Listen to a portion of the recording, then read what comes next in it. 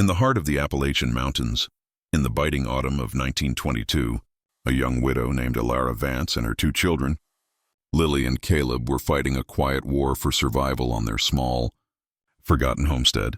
Their world was one of cold mornings, meager meals, and the ever-present shadow of the Thorne Mining Company, which owned the valley, the town, and soon their home. Then one night, as a furious storm tore through the mountains, fate delivered a dying stranger to their door. He was a man from the city, dressed in fine wool, bleeding heavily from what looked like bullet wounds. Despite having barely enough food for themselves, Ilara couldn't turn away a soul in need. She dragged him inside, tended his wounds with precious herbs from her garden, and shared their last bit of stew. Little did this struggling widow know that her act of kindness would transform not just the mysterious stranger's life, but the destiny of her entire family. What secret was this wounded man carrying that would change everything for the poor widow who saved him? Before we move further into the story, tell us where you're tuning in from in the comments below. And if this story touches you, make sure you're subscribed and have notifications turned on, because your support helps us bring more tales like this to life. Now let's get back to the story. Ilara Vance knelt before the family Bible, its leather cover worn smooth by generations of hands. Her trembling fingers traced the familiar entries, birth records, marriage dates, and now, a name that still felt raw, her husband Liam's, the ink marking his death in a mining collapse just a year ago. The binding was cracked and weathered, just like everything else on their struggling homestead. She closed the Bible gently and tucked it away in the cedar chest Liam had built during their first year of marriage, a time when hope felt as abundant as the mountain laurel in spring. Through the cabin's lone window, she watched 11-year-old Lily and 9-year-old Caleb playing in the yard. Their laughter, though a balm to her soul, was a bittersweet reminder of how quickly childhood innocence could fade in the face of hardship. Lily was already shouldering responsibilities far beyond her years, her small face often set with a seriousness that mirrored Ilara's own. Caleb, small for his age but with a fierce spirit, tried his best to be the man of the house, his every action a tribute to the father he barely remembered. The morning wind whistled through the gaps in the cabin walls, gaps Liam would have sealed with mud and straw had the mountain not claimed him so suddenly. Ilara pulled her thin shawl tighter, remembering his promise to teach Caleb how to properly fell a tree come springtime. Now, spring had come and gone, and with it came more challenges than she could handle alone. Their small flock of chickens had dwindled, and the vegetable patch, once their pride, yielded less and less each season. The barn roof sagged ominously, threatening to collapse with the next heavy snow. She simply didn't have the strength to manage it all herself.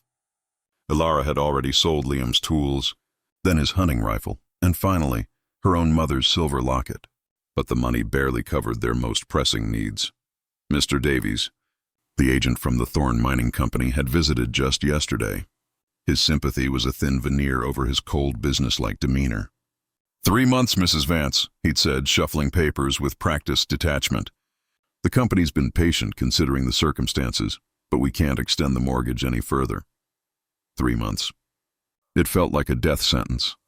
Ilara heated water for the morning's cornbread, stretching the last of their cornmeal with a bit of extra water. Lily came in carrying a small basket with 2 fresh eggs. "Only 2 today, Mama," she reported, her voice too solemn for a child. "But they're good ones." "That's wonderful, darling." Ilara managed a smile, though her heart ached. 2 eggs wouldn't go far for 3 hungry mouths, but Lily needed praise for her diligence. "Would you fetch Caleb? Breakfast is nearly ready." As Lily went to call her brother, Ilara divided the cornbread into 3 pieces, giving the children larger portions than her own. She'd learned to ignore the gnawing in her own stomach. A mother's sacrifice came as naturally as breathing. Caleb burst in proudly, carrying an armful of kindling he'd gathered. "Mama, look! I found some dry pine under the old sycamore." His eyes shone with the same determination Liam had always shown, making Ilara's heart clench with both pride and sorrow. "Well done, my brave boy." She ruffled his hair as he passed, noting how his shirt sleeves had grown too short. Over breakfast, Lily announced, "Mrs. Gable at church said she'd pay me a nickel to help with her mending." She stirred her thin bean soup thoughtfully.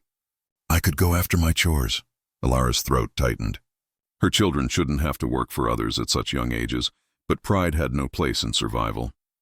That's very kind of her, Lily. Just don't neglect your studies. Education was the one thing Alara refused to sacrifice.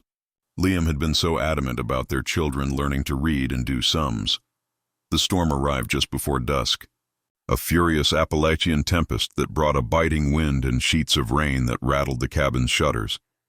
Alara had just finished storing the day's meager harvest, a few turnips and a handful of winter squash, when she heard Caleb shouting from outside, his voice thin against the wind's howl. "Mama, Mama, come quick." There was an edge to his voice she'd never heard before.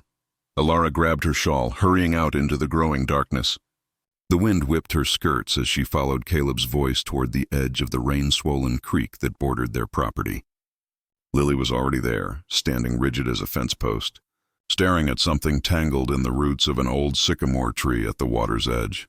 "Good Lord," Alara breathed, crossing herself at the sight before them. A man lay crumpled in the mud, blood darkening his expensive city coat. Beside him, a magnificent black horse lay dead, its fine leather saddle a stark contrast to the wild mountain terrain. The man's clothes spoke of wealth: a fine wool suit, leather boots that cost more than their entire harvest. But wealth meant nothing when life's blood was seeping into the Appalachian soil. "He's still breathing, Mama," Lily whispered, her face pale in the gathering dark. "We can't just leave him out here." Alara felt the weight of the decision pressing down on her. They barely had enough food for themselves, barely enough medicine, barely enough of anything. But her daughter was right. They couldn't leave him to die. "Caleb, run back and stoke the fire." "Lily, help me with him." As Alara knelt in the mud to check the man's pulse, she knew this night would change everything. It was there, but weak, fluttering like a trapped bird beneath his skin. With those words hanging in the stormy air, Alara made a choice that would ripple through the rest of their lives.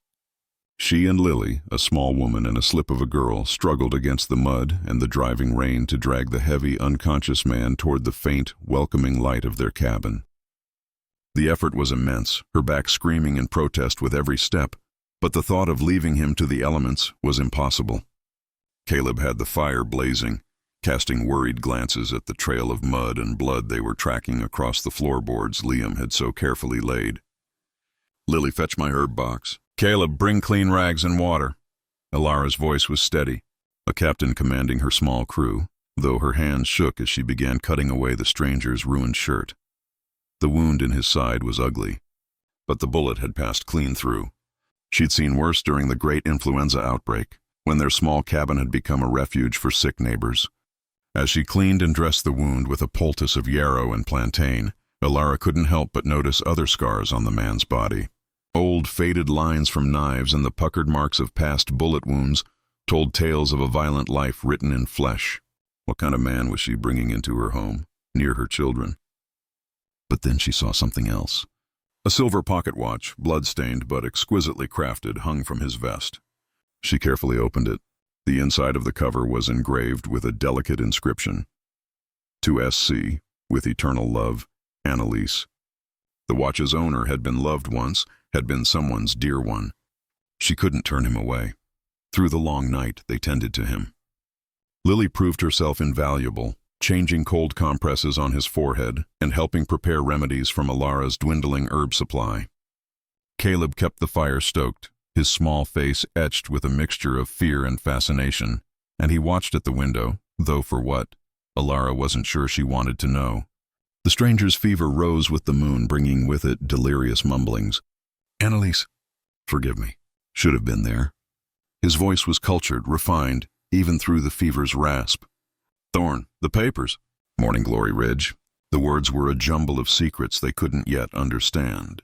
"Hush now," Alara soothed, pressing a cool cloth to his forehead. "You're safe here." Dawn was breaking when his fever finally broke. Alara sent the exhausted children to bed, their young faces drawn with worry. She stayed by the stranger's side, watching the steady rise and fall of his chest, studying the strong lines of his face. Who was he? What had brought him, wounded and alone, to the edge of their failing homestead? The questions tumbled through her tired mind as she kept her vigil. As the first rays of sunlight crept through the window, the stranger's eyes fluttered open.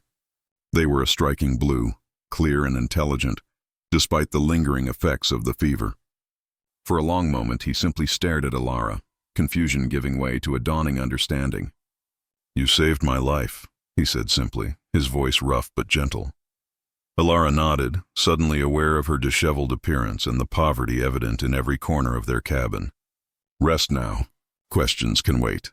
He caught her hand as she rose to leave, his grip surprisingly strong for a man so injured. "Thank you," he whispered, sincerity heavy in his voice. Then his eyes closed again, this time in a natural, healing sleep. 2 days later, while the children were at the small schoolhouse down the road, Alara was changing his bandages when she heard the sound of approaching horses. The stranger, whose name she still didn't know, reacted instantly.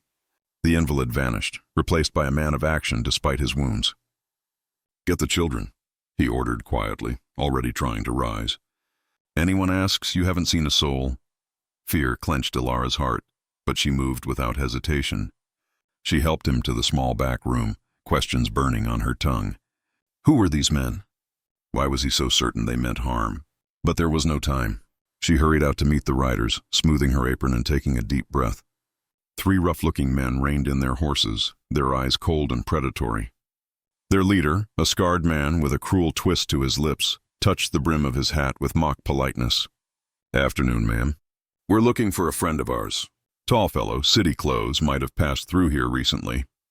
Alara met his gaze steadily, channeling every bit of Liam's quiet strength. "Haven't seen anyone fitting that description. We don't get many visitors out here." The man's eyes narrowed, studying her face for any sign of deception. "Mind if we look around? Just to be thorough." "I do mind," Alara replied, her voice unwavering. "My children are inside and I don't allow strange men near them. Now, if you'll excuse me, I have work to do." She held her ground, her heart pounding against her ribs, until they finally, reluctantly, turned their horses away. Only when they were distant specks on the mountain trail did she close the door and sag against it, trembling. That evening, after the children were asleep, she confronted him. He sat propped up against the wall, looking stronger than he had any right to be. "Those men," she began, "they weren't friends of yours?" "No, ma'am," he said, his blue eyes filled with a mixture of gratitude and regret. "And I thank you for not telling them about me. You put yourself and your family at great risk." "I haven't seen their friend," Alara said, her words precise. "Only a wounded man who needed help." A ghost of a smile touched his lips. "You have a diplomatic way with words, Mrs. Vance."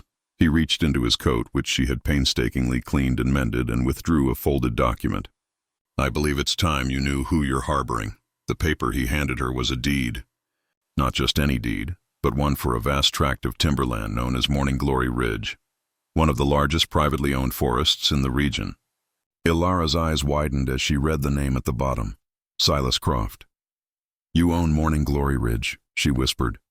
She'd heard of the place, of course. Everyone had. Its owner was known to be wealthy but intensely private, a mystery to the folks in the valley. "I do," Silas said, his expression growing serious. "Those men who came today, they work for Adelaide Thorne. He owns the mining company. He's been trying to force me out for years by any means necessary." His hand drifted to his healing wound. This was his latest attempt at persuasion. The pieces fell into place for Alara. The expensive clothes, the fine horse, the secrets in his fevered dreams. But one question remained.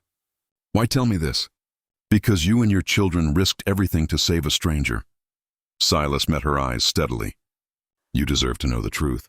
And more importantly, you deserve to know that I have the means to protect you from any consequences of that kindness." As Silas regained his strength over the next few days, the small cabin seemed to shrink around his presence. He was a man accustomed to wide open spaces, yet he moved with a quiet consideration that respected their humble home. He spent his mornings teaching Caleb how to whittle, his skilled hands transforming a block of pine into a detailed, lifelike songbird.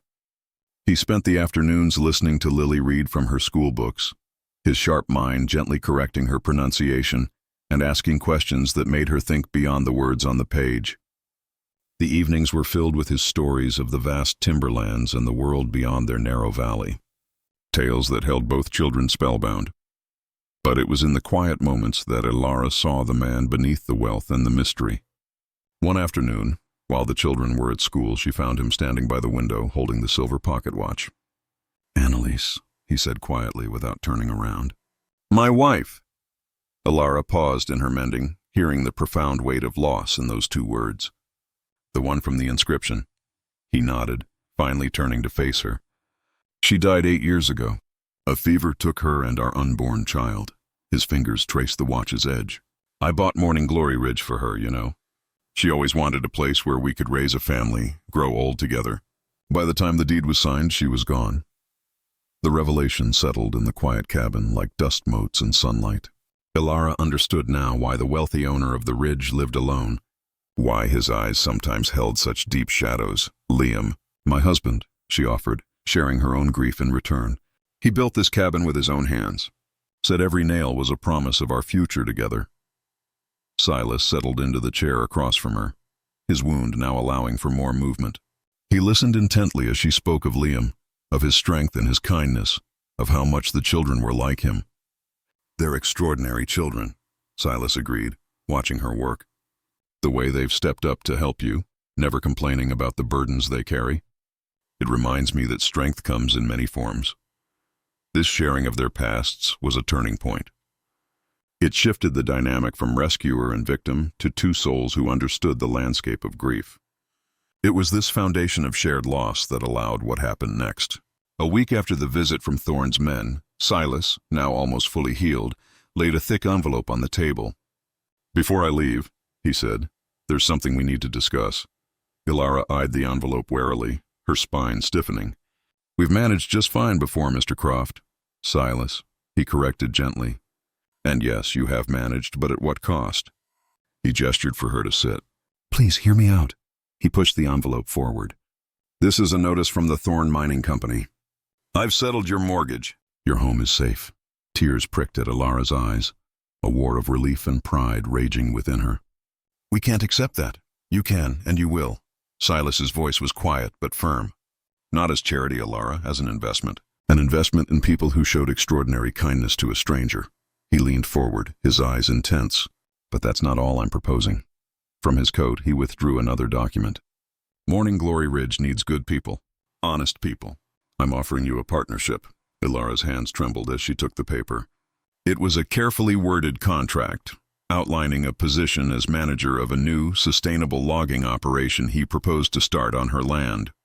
Your property sits on a perfect access point to the backwoods, Silas explained.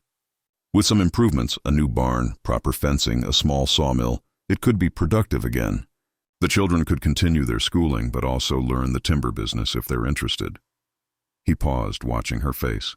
You'd be paid a fair wage, plus a percentage of the profits. Alara stared at the contract, her mind whirling. Why? Because in the weeks I've spent here, I've seen more genuine strength and dignity than I've encountered in years of business dealings. Silas's voice softened. Your children are bright and hardworking. You are capable and determined. My business would benefit from having people like you associated with it. He gestured to the contract. This is business, Alara, pure and simple. You'll work hard for everything you receive. Lily's voice came from the doorway, unable to contain herself any longer. Does this mean we can fix the barn? Silas turned, his expression warm. If your mother agrees, yes. And maybe add a couple of horses for you and Caleb to learn on. Caleb appeared beside his sister, his eyes wide. Real horses? Silas's eyes met Alara's over the children's heads. Sometimes, he said softly, dreams are what give us the courage to accept help when pride would rather we didn't. Alara looked at her children's hopeful faces, then back at the papers before her. She thought of Liam, of his dreams for their family, of how he'd always said opportunity wore strange disguises. I'll need time to think about it, she said finally. Of course, Silas nodded. I'll return in 3 days. He moved toward the door, then paused. Remember, Alara, accepting help doesn't mean surrendering your independence. Sometimes it means choosing a different path to the same destination. 3 days later, she signed the contract. The transformation of the homestead began almost immediately. The new barn rose quickly, its fresh-cut timber fragrant in the mountain air. Local men, hearing that the reclusive Silas Croft was backing the project, appeared offering their labor. The town buzzed with gossip, but Alara, following Silas's advice, held her head high. The arrival of the first 2 horses, gentle, well-trained animals Silas had chosen specifically for the children, had brought tears to their eyes. Now they spent every free moment at the new corral, learning to ride under Silas's patient instruction. He was filling spaces in their lives they hadn't even realized were empty. He taught them more than just practical skills. He taught them to believe in themselves. Horses are like people, he explained one afternoon as Caleb struggled with his mount. They know when you're nervous or unsure. You have to believe in yourself before they'll believe in you. He stepped back, gesturing to the horse. Now show me that turn again. Remember confidence. Alara watched her son straighten his shoulders, determination replacing uncertainty. The horse responded immediately. That's my boy, Silas called out, pride evident in his voice. He treated the children with a natural ease that spoke of the father he might have been. There was no condescension in his manner, just genuine interest and gentle guidance. He saw Lily's sharp mind for numbers and began teaching her how to read survey maps and calculate timber yields. Your mama's a wise woman, he told her one evening. She says girls can do anything. Some of the best timber managers I know are women. They have an attention to detail that many men miss. Later that night, after the children were asleep, Alara found Silas on the porch, staring at the stars. His presence had become a comforting constant, and the thought of him eventually leaving brought an unexpected ache to her chest. I've been alone at the ridge for so long, he said without preamble. I'd forgotten what it feels like to have a family around. He turned to face her, his expression open and vulnerable in the moonlight. Thank you for reminding me. Alara wanted to say something about loneliness, about healing, about how his presence had brought something vital back to their home, but the words caught in her throat. Instead, she simply nodded, a profound understanding passing between them in the quiet mountain air. They stood together in comfortable silence, while somewhere in the distance a coyote called to its mate, a lonely sound that echoed across the valley and settled somehow in both their hearts. Summer mellowed into a crisp golden autumn, painting the Appalachian ridges in hues of fire and amber. The homestead, once a symbol of their struggle, was now a testament to their renewal. The new barn stood proud and sturdy. The fields were cleared for a promising spring planting, and new fencing stretched across expanded pastures. For the first time since Liam's death, Alara felt the stirrings of genuine hope for the future. The community, once whispering with gossip, now looked upon their partnership with respect. The quilting circle, the heart of the town's social network, asked to hold their next meeting in Alara's new parlor, a clear sign of their acceptance. This fragile peace was shattered by the arrival of a letter. A rider from Silas's main camp brought it, his horse lathered from a hard ride. Alara recognized the elegant, sharp handwriting of Adelaide Thorne even before Silas's face darkened as he read it. He handed it to her, and the words made her blood run cold. Croft, it began, your recent domestic arrangements haven't gone unnoticed. Quite touching how you found yourself a ready-made family. It would be a shame if anything happened to them. Morning Glory Ridge could have been transferred peacefully. Now, well, even the strongest barn can burn. Consider this a final courtesy. Silas crumpled the paper, his knuckles white. I should have known he wouldn't let it rest. He explained the full history then, how he and Thorne were once partners, how Thorne's greed and ambition to create a monopolistic empire had driven them apart. The night he was shot, Silas had been on his way to meet with territorial authorities, carrying a portfolio of evidence detailing Thorne's strong-arm tactics against smaller landowners. I never meant to bring this danger to your door, he said, his voice heavy with guilt. Our door, Alara corrected him firmly, Liam's quiet strength flowing through her. We face this together now. You helped us build something beautiful here, Silas. We won't let fear steal it from us. The threat was no longer abstract. A few days later, the children returned early from school, escorted by the local sheriff. Got word of some suspicious men watching the schoolhouse, Sheriff Miller explained. Thought it best to see your young ones home. Lily's voice was steady, despite her obvious fear. They had horses like the ones those men rode last summer, the ones who came looking for you. Caleb stood close to Silas, unconsciously mimicking his protective stance.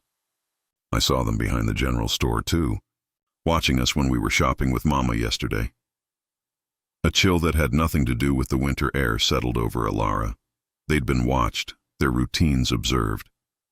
Silas turned to the sheriff with grim determination. John, I think it's time we discuss Thorne's operations in detail. I have the evidence I was carrying that night, and more I've gathered since. The next hours passed in a flurry of organized activity. Silas and the sheriff organized patrols of trusted men from the town and Silas's timber camps. Alara and the children secured the homestead, bringing the horses into the barn, barring windows, and preparing emergency supplies just as Silas had taught them. "We've practiced for this," Lily reminded Caleb as they filled water barrels. "Remember what Silas taught us.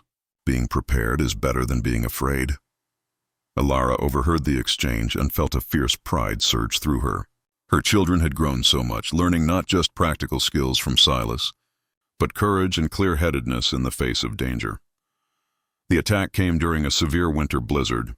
3 nights later, in the darkest hour before dawn, Alara woke to the smell of smoke and Silas's urgent voice. "They've set the far pasture on fire. They're trying to draw us out." The family moved with practiced precision. No panic, no wasted motion. They worked as a single unit, their practiced emergency routine combined with Silas's calm authority making every moment count. "They're coming from the North Ridge," Sheriff Miller, who had been staying at the homestead due to the storm, called out. "At least 8 riders." Alara's heart clenched as she saw Silas check his rifle, his face set in grim lines. But as he turned to move, Lily's voice rang out from the loft window. "Riders coming from the south, too." "Through the woods."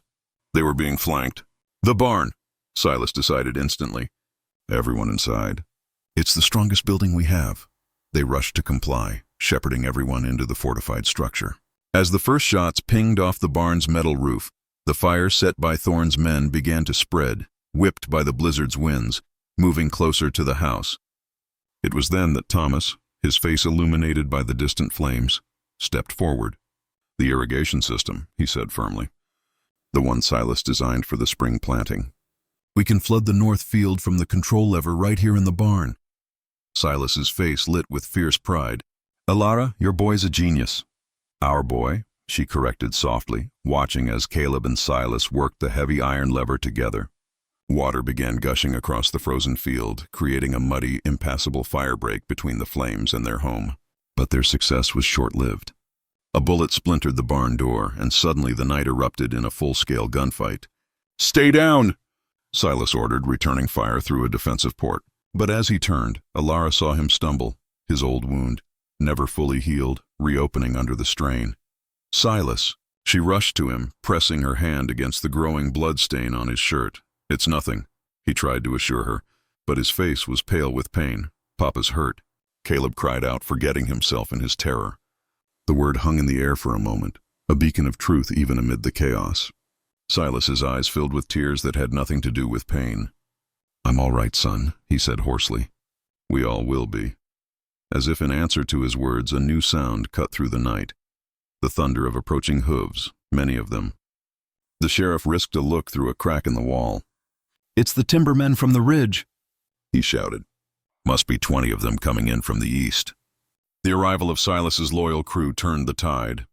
Caught between lawmen and a small army of rugged lumberjacks, Thorne's forces quickly retreated into the swirling snow. As the gunfire faded, Alara helped Silas to his feet. Their home still stood thanks to Caleb's quick thinking. The fire was contained, but it was the scene inside the barn that struck Alara most deeply.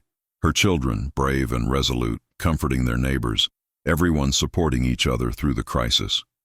Silas leaned heavily on her shoulder, watching the same scene. "I'm sorry," he whispered, "for bringing this danger." "Stop!" Alara turned to face him, her voice full of a love that had been forged in fire. "You heard Caleb. You're his papa now. Our children chose you, Silas Croft, and so did I. Whatever comes, we face it together." Dawn was breaking over the mountains, painting the snow-covered land in shades of pink and gold. Their world had changed in the night, but they had emerged stronger, their bonds tested by fire and fear and found unbreakable. In the quiet days following the attack, healing took many forms. Silas's physical wound mended slowly under Alara's careful attention, but it was the deeper healing within the family that proved most profound. The children were the first to give voice to the change that had taken place.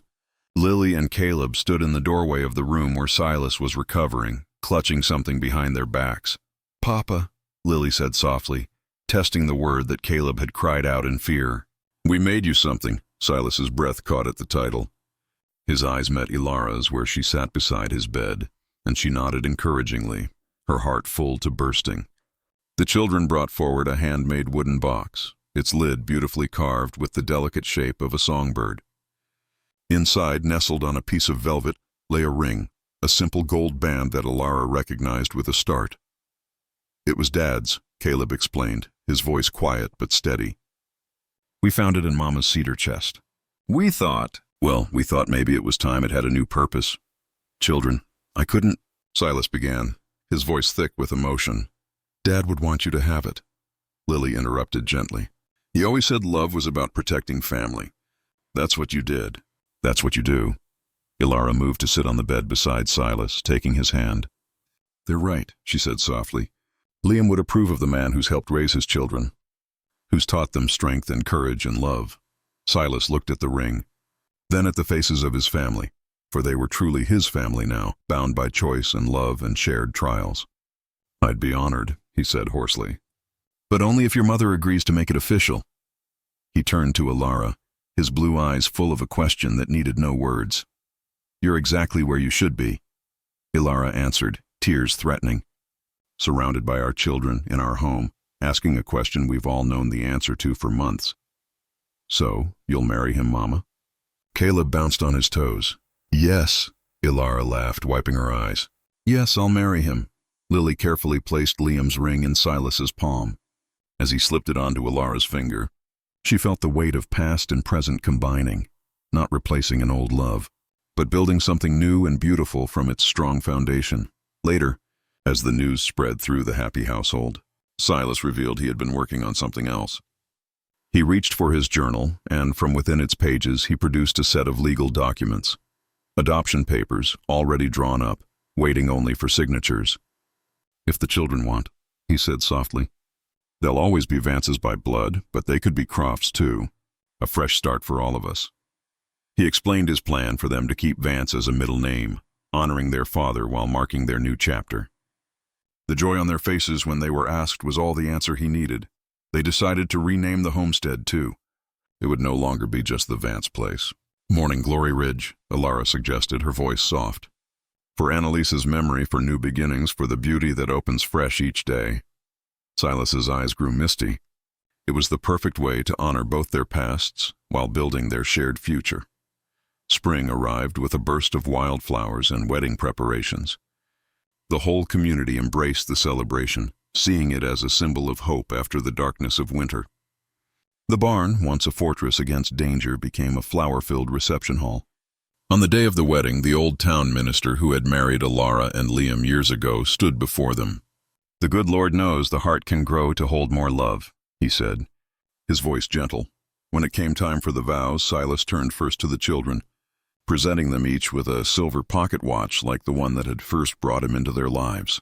They were engraved with their new names: Lily Vance Croft, beloved daughter, and Caleb Vance Croft, cherished son. "I promise," he told them, his voice bright with emotion, "to carry you in my heart as my own, to honor the memory of the good man who gave you life, and to spend every day trying to be worthy of the title you've given me, Papa." Then he turned to Ilara, taking her hands in his. "And to you, my love, I promise partnership in all things, to raise our children in love and wisdom, and to face whatever storms may come with the same courage you showed when you took in a wounded stranger and changed all our lives forever." 1 year later, Ilara sat in the parlor of the Morning Glory Ranch, writing in a leather-bound journal, a wedding gift from Silas. Through the window, morning glories bloomed in vibrant purple and blue, their vines now strong and established. The new family Bible lay open beside her, its pages recording their joined lives, and her hand strayed to her growing belly, where the newest Croft was due to arrive with the spring thaw. Outside, Lily, now a confident young woman, directed the timber hands, her mind as sharp as any manager's. In the workshop, Caleb was putting the finishing touches on an elegant cradle, its rails carved with morning glories, its headboard with stalks of wheat, a design that honored all the parts that had made their family whole. Jedediah Thorne was in prison, his empire dismantled. The Morning Glory Ranch was safe, and it was growing, not just in timber and cattle, but in hope. That evening, Silas opened the family Bible to a new page. In his neat hand, he had written, "Let it be known that love builds bridges across loss, and that family is formed by choice as much as by blood." The Croft family, born from the Vance and Croft lines, stands as a testament to second chances. Written this day in gratitude for the night a poor widow and her kids saved a dying man, not knowing he was the answer to their prayers, just as they were the answer to his. Sarah touched the words on the page, then reached up to touch her husband's face. Outside, the evening stars shone bright over the Morning Glory Ranch, blessing the home and the family that had grown from one simple act of kindness on a stormy Appalachian night. If you enjoyed this story, please show your support by liking the video, leaving a comment, and subscribing to the channel for more tales like this one. Be sure to check out our other videos in the playlist and let us know what you think. Your support is what keeps our stories alive.